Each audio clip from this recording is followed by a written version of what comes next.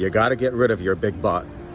And I'm not talking about your physical butt. I am not a physical trainer. I'm a mental trainer. So I'm talking about the butt you use when you are harming yourself in the terms and the narrative that you tell yourself when you're trying to heal after trauma. This is what I mean.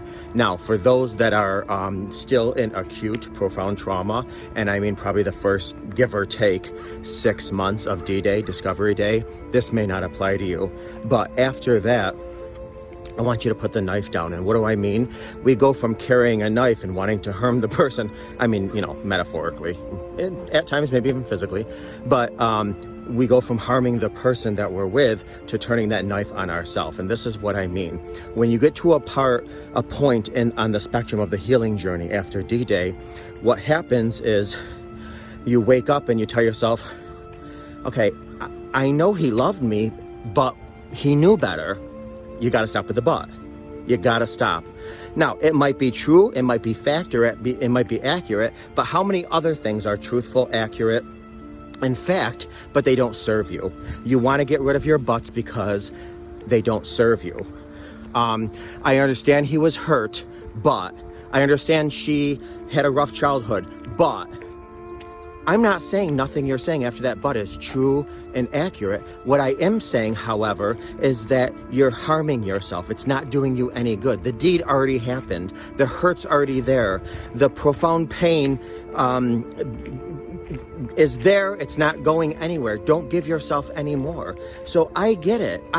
You're like, well, Mr. J, come on. They did know better. I get it. They were an adult. They knew what they were doing. Absolutely. It's done. It's done. If you're rebuilding, if you're reconciling, get rid of the but. I want to trust them, but I want to fall back in love with them and respect them, but I can try to forgive them, but get rid of the buts. It's only harming you. Do you have some fact? Do you have some truth? Is it a reality? I'm going to say yes. And I'm going to tell you something. If you line up 1,000 people, one of those people will probably admit that they acted out because they wanted their cake and eat it too. And even that one person, you will find some insecurities in them. So nobody goes out to live the life of Riley and have this wonderful, let me have my cake and eat it too.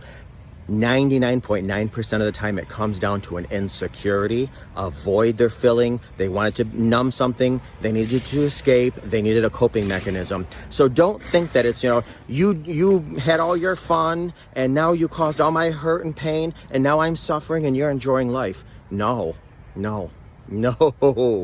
So again, watch your butt and try to really tell yourself this.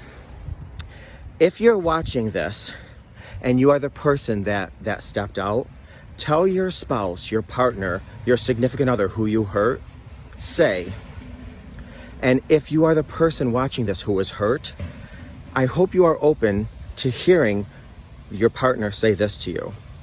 I'm so very sorry I did not have the tools, the courage, the maturity, the wherewithal, the mindset to protect you from my own hurts, my own fears, my own insecurities. Guys, nobody gets out of this with a free pass. I don't care what side you're on. Both parties are hurting. One party now might not be acting like they are. They could be acting like a big butt. They could be acting like a big defensive, I don't care person.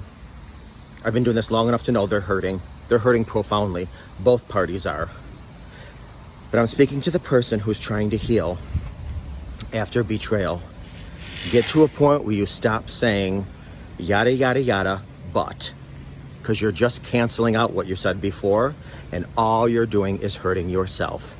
Stop suffering. You already have pain. Stop giving yourself suffering.